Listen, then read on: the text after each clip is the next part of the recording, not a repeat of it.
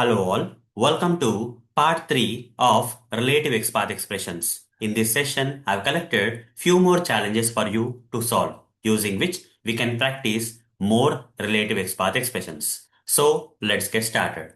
So we are going to solve these challenges on this application, that is omayo.blogspot.com application. Okay. So first I'll open the browser and take you to this sample application page, that is omayo.blogspot.com, where we are going to solve the challenges in this session.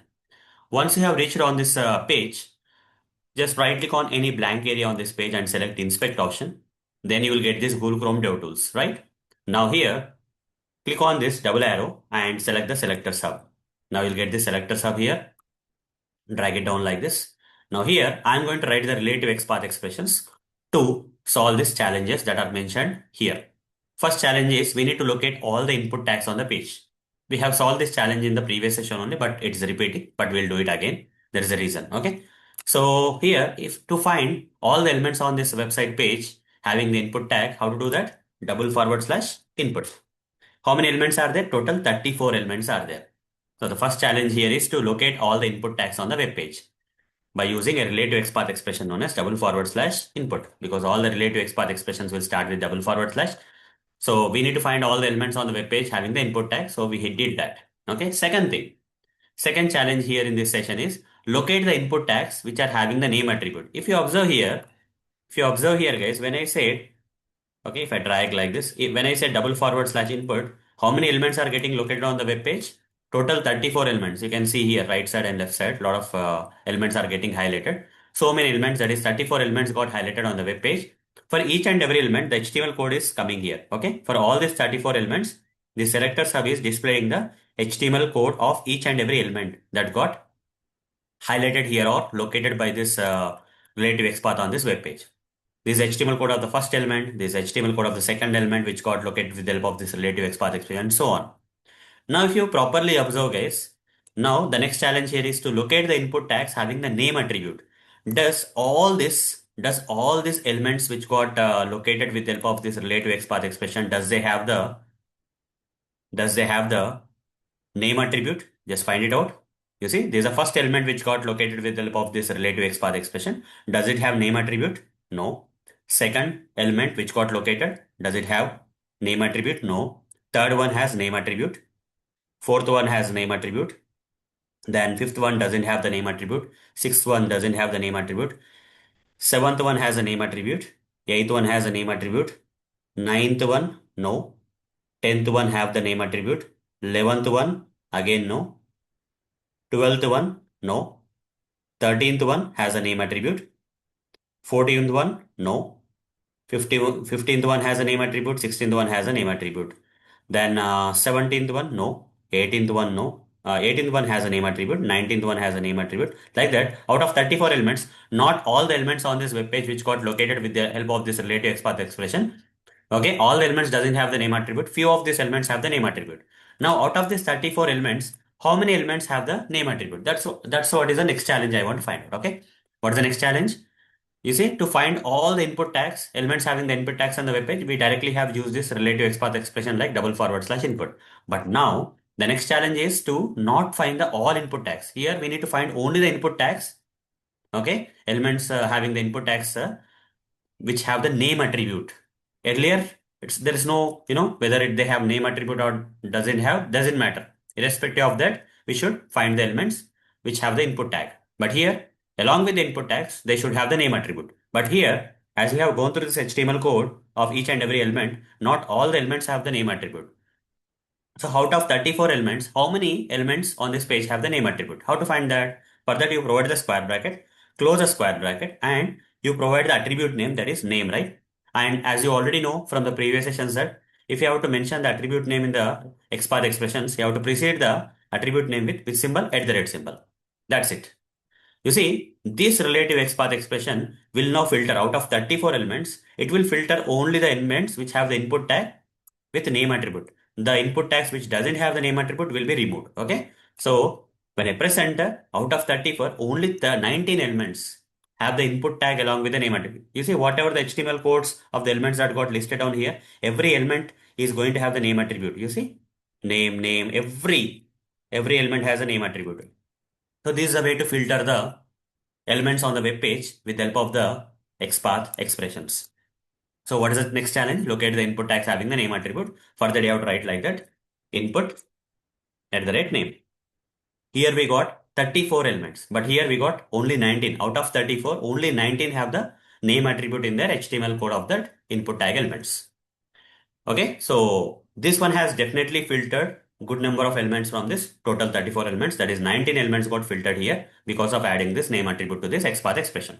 Now the next one here is this is a way of learning, guys. Okay, when you give this kind of generic relative XPath expression like double forward slash input, all the elements having the input tag will get located irrespective of whether they have the name attribute or not. But when you add the name attribute to this XPath expression, you see out of 34 only 19 came, remaining got filtered out. Okay, we'll keep going like that. Okay, now filtering the input tags using attribute names and values. This time what I will do here is, if you go here, the first element here out of this 34 we got 19. In that 19, the first element has a name attribute with the value user ID, but the second element with the input tag and name attribute has a different value. Here user ID is there, here name attribute value is different, that is password is there, PSWRD is there. Third one has F name, fourth one has last L name, and fifth one has any file, sixth one has Q, seventh one has gender, eighth one has gender. Okay, then this is color, this is color. Okay, then this is text box N, this is essay, this is vehicle. These are accessories like that. We have that. So what I'm going to do here is, for this attribute name, I'm going to give some value this time. Let's say out of all these things, I'll select one value, guys. For example, to filter out of 19 elements, I'm going to filter some elements. Okay. So let's say I would like to give some value like name is equal to color value. I would like to give name is equal to color. Okay. So out of 19, how many elements will get filtered? Let's see. Only 2 came, guys. Total out of 19, which were having the name attribute, but only 2 elements have the value of the name attribute as color. So color came. You see, this element, this blue checkbox field, guys. Okay, this orange checkbox field and blue checkbox field are getting highlighted here. That means because they have the name is equal to color, name is equal to color. Orange checkbox field also has name attribute value as color, which is mentioned here. Even blue checkbox field also has a name attribute as value as color. So before providing the value, 19 elements were filtered out of 34. But after providing a particular value to this name attribute, few more elements got filtered out. That is, from 19 we came to 2 elements. The more you add to this relative XPath expression, more elements will get filtered, guys. Okay, more elements will get filtered. So here, locate the input tags, filtering the input tags using attribute names and values. So here we have to write double forward slash input at the rate name is equal to I give color in this example. Okay. Fine. This is one part. So this challenge has not completed, guys. Okay. This challenge has not completed because here we are saying filtering the input tags using attribute names and values. Multiple attribute names, multiple attribute values. Here only one attribute name, one value is there. If I add more attribute names and values, what will happen? This filtering will continue, guys. Okay. Here two elements may become one element.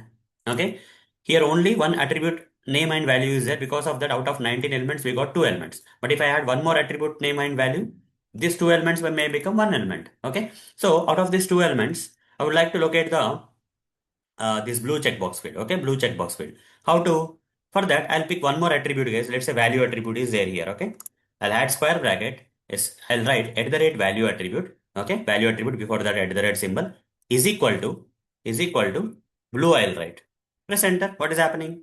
Now out of 2 elements, only one element got located because we have given another attribute name with value. The more the number of attribute names and values you add, okay, the more the filtering will happen. Okay. So here multiple attribute names, multiple values. And finally it is locating only this blue checkbox field. So here double forward slash input at the rate. First attribute name is okay with value and second attribute name with value. That is blue in this example. Okay, like this. So this has finally come to one element. This was 34 elements. This, because of adding the attribute name, 19 elements got filtered out of 34. Now, because of adding this value to this name attribute, 2 elements, okay? The filtration came to 2 elements. From 19, we got to 2 elements. Now, because of adding one more attribute name and value along with the existing one, this became two elements became one. It got filtered to one element. Okay.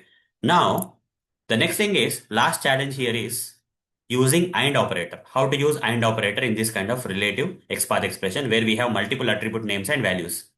So in this kind of situation, here we have one condition, one attribute name value is one condition, and another attribute name value is another condition. The input tag which has the name attribute value as color, at same time, that same input tag should have the value attribute value as blue, which is satisfying this element. Now, instead of, you can either write like this is one way. I prefer to write like this only, but there is another way also where if you don't want to put two square brackets here, first square bracket, second square brackets. If you don't want to put two square brackets, what you can do is you can convert into single square bracket, only one square bracket by removing the in between brackets and just in place of that provide AND operator. You can simply provide AND operator. You see square bracket is starting here, square bracket is ending here, and in between that I'm just providing AND operator. I just removed this closing and starting. This part I removed and I provided AND operator. This is also fine. Either you can write like this or okay, you can also write, instead of writing this multiple square brackets, you can also convert this into a single square bracket where, okay, in place of this, you provide AND operator, double forward slash input at the rate, one attribute name and value. For another attribute name and value, I don't want to start another square bracket. So what I will do in that case, I'll just provide AND operator and say at the rate value is equal to blue. Both are same guys, okay? Either you can go with this kind of format or you can also go with this kind of format. Anything is fine, okay? Either you can use two square bracket conditions or single square bracket separated by AND operator. Both will work in the same way, okay? Both will work in the same way guys, okay? Fine. So here, this is another learning session for you guys, okay? Here you are not actually practicing, but you are learning how to filter the elements on the web page. When you don't add the attribute names, good number of only tag name with the help of tag name, good number of elements came on the page. To filter out, we added the attribute name. To even filter out, we had the value for the attribute name. To even filter out, we have added multiple attribute names and values. Okay? Either you can use like this or you can use AND operator also. Okay? Anything is fine. So that's all for this session. See you in the next session. Thank you. Bye bye.